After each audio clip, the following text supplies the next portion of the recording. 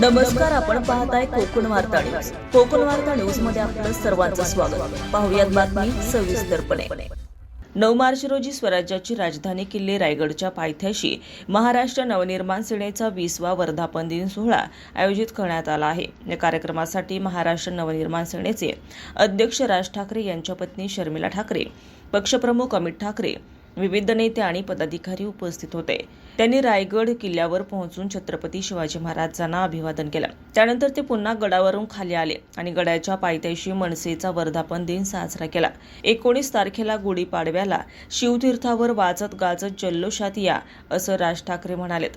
तर जास्तीत जास्त सदस्य नोंदणी करा, असेही आवाहन त्यांनी केलंय. राज ठाकरे यांनी स्वतः किल्ले रायगड येथून फॉर्म भरून सदस्य नोंदणीला सुरुवात केली आहे. ब्युरो रिपोर्ट, कोकण वार्ता न्यूज, रायगड.